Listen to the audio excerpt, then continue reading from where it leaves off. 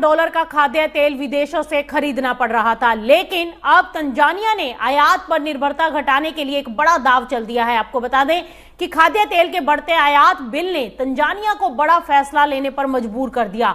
अब देश सिर्फ तेल खरीदने पर नहीं बल्कि अपनी जमीन पर तिलहन उत्पादन बढ़ाने पर जोर देगा।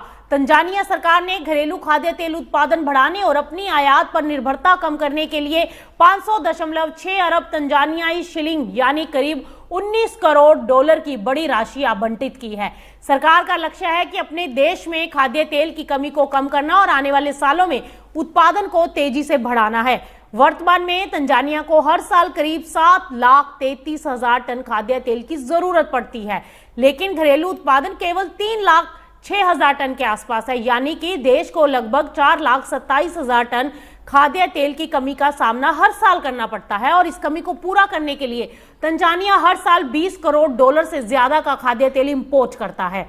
अब सरकार ने आयात नीति को भी उत्पादन से जोड़ने की कोशिश की है। अगले 2 सालों में खाद्य तेल आयात की अनुमति केवल उन इन्वेस्टर्स को देने की योजना है जो देश में तिलहन की खेती और उत्पादन से भी जुड़े होंगे। इसके बाद अगले 4 सालों में आयात को केवल घरेलू उत्पादन के बाद बची हुई जरूरत तक सीमित करने की रणनीति बनाई गई है।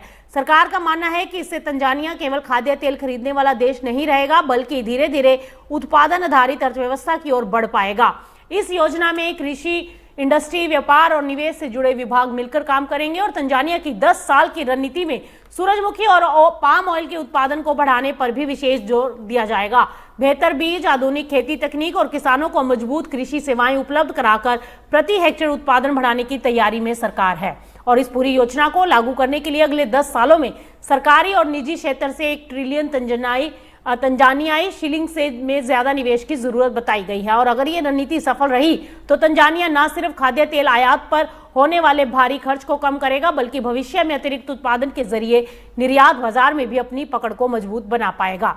यानी तंजानिया का फोकस अब साफ है, आयात घटाना है किसी भी तरह से और तिलहन उत्पादन को बढ़ाना है और खाद्य तेल में आत्मनिर्भरता का लक्ष्य हर हाल में हासिल करना है।